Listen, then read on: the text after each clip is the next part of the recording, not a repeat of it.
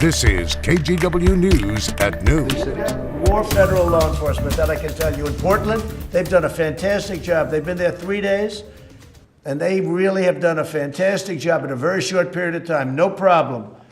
They grab them, a lot of people in jail. And now at noon, the president praising the use of federal officers here in Portland as people protest police brutality. Overnight, we saw Department of Homeland Security officers launching tear gas, pepper balls, and what are called less lethal munitions against the protesters. Thank you for joining us today. I'm Brenda Braxton. The president blasted Governor Brown, Mayor Wheeler, and local senators, saying they're afraid of the protesters. He says he may send more federal officers to other cities like Chicago and Oakland. Hundreds of demonstrators were out in front of the federal courthouse in Portland last night. Local leaders haven't commented yet on what the president said today, but previously they've asked federal officers to leave. Crowds downtown over the weekend were much larger than earlier in the month, but Portland police say they did not engage with the protesters last night, although we have seen Portland police working with federal officers on other nights. These protests are now in their 8th week. The actions of federal agents have become a major point of controversy this past week. On Friday, Oregon Attorney General Ellen Rosenblum announced she's suing several federal agencies. She alleges they're violating civil rights by detaining protesters without cause. The lawsuit will be followed by a motion for a temporary restraining order to stop those kinds of detentions. You know, there was a group that kind of stuck out among last night's protesters. Dozens of moms. You can see most of them here wearing yellow. They marched together, then formed a barrier in front of federal police at the courthouse.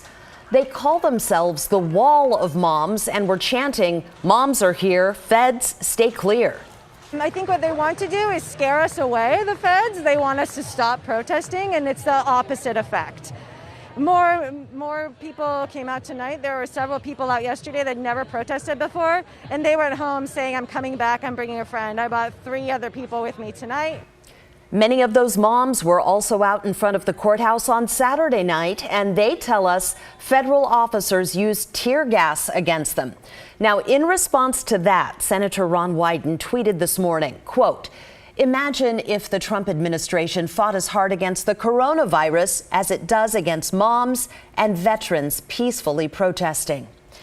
Well, yesterday, President Trump took to Twitter defending his decision to send federal agents to Portland. He wrote, "We are trying to help Portland, not hurt it. Their leadership has for months lost control of the anarchists and agitators. They are missing in action. We must protect federal property and our people. These were not merely protesters. These are the real deal." Portland City Commissioner Joanne Hardesty, a longtime critic of the police bureau, now wants to take it over from the mayor. She put that message out on Twitter over the weekend, writing in part, quote, "I demand action right now. Mayor Wheeler, if you can't control the police, give me the Portland Police Bureau." Hardesty spoke with Laurel Porter on Straight Talk, saying she is open to being police commissioner. But honestly, I think if he gave me the police bureau, we'd see a rush of retirement, and then we could start hiring the police force that we want. Hardesty already heads other first responder bureaus, including the Fire Bureau. She says it makes sense to have all of those bureaus under the same leadership, but historically, Portland mayors have kept the police bureau under their control. If you missed Hardesty's interview on Straight Talk, you can watch it in full on our KGW YouTube channel. Well, Congress is back in Washington today trying to mitigate the economic damage from COVID-19.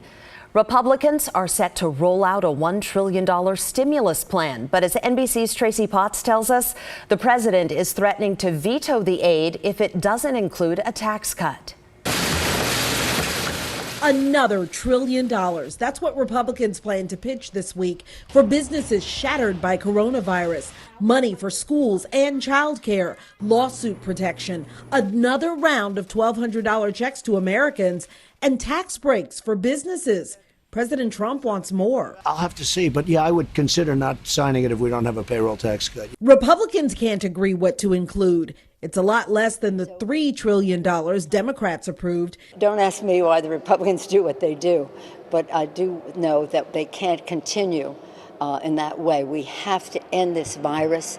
That's what concerns me. And President Trump is once again at odds with his own health experts. I don't agree with the statement that if everybody wear a mask, everything disappears. States insist it's about the science. We need to wear a mask. That example needs to be set by our national leadership. We simply found that they work. But without consistent rules on wearing masks, the U.S. continues to break records for new cases. In fact, we set another record on Friday with more than 77,000 new coronavirus cases in just one day.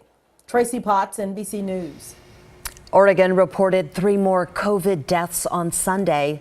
That almost tied its record high for daily cases with 436 new infections. That's just one off the record set back on Thursday. We are now at almost 15,000 cases statewide. 123 of those cases were in Multnomah County yesterday, setting a new county record for cases in a single day. Governor Kate Brown says she is closely watching those numbers and new closures are possible. She says the key factors to track are hospital capacity, community spread, and the rate of new infections. While closing businesses again would be absolutely devastating, the governor says it is a real possibility. Brown is also reaching out to the feds for more testing supplies and personal protective equipment, but she says she hasn't received a response. Washington's new restrictions to slow the spread of the virus go into effect today.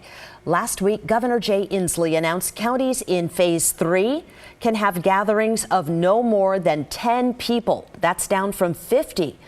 Other counties in Phase 1 or 2 can continue having social gatherings with no more than 5 people.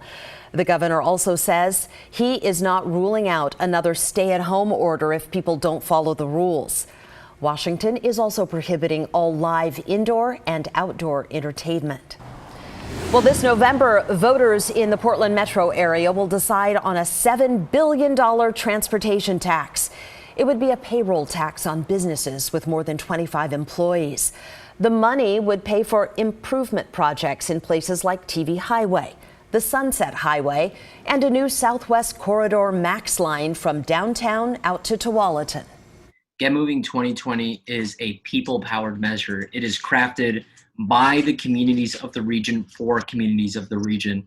And these investments are going to supercharge our recovery and are going to help us set a new path for how we rebuild our region and just how we are all able to prosper, regardless if you're black, brown, or white. These are the investments that we need to make to ensure that prosperity. If voters pass it, this would be the largest investment ever in Greater Portland's transportation system. Right now, we want to take you outside, give you a look from our Wells Fargo Skycam. Wow, clear blue sky as far as the eye can see. And those temps, they are soaring into the 90s today. Let's check in with meteorologist Joe Ranieri now. So is that heat going to be sticking around all week long? Not all week, basically the early part of the work week. We cool off kind of gradually heading into Wednesday. But, you know, during the sunrise show, Brett, you'll remember I showed you some of those coastal cameras. We're talking near Cannon Beach and Pacific City, all sucked in to look more like fall. Now take a look at the Oregon coast. This is Pacific City, almost all clear out there. Temperatures right now over in the northern part of the Oregon coast are in the mid to the upper 50s. I'm expecting to see your temperatures jump up another 10, 15 degrees or so over the next couple of hours. So the coast will really start to warm up here pretty quickly. As we look into the valley, we're looking at a temperature of 82 degrees. This is from the Stoller family estates out there in wine country. Down in the central and southern part of the Willamette Valley, expect to see temperatures closer to the mid-90s. So we will be seeing daytime highs staying in the 90s for the second day in a row. And believe it or not, that's something we haven't done yet this summer. And it is the hottest stretch of summer so far.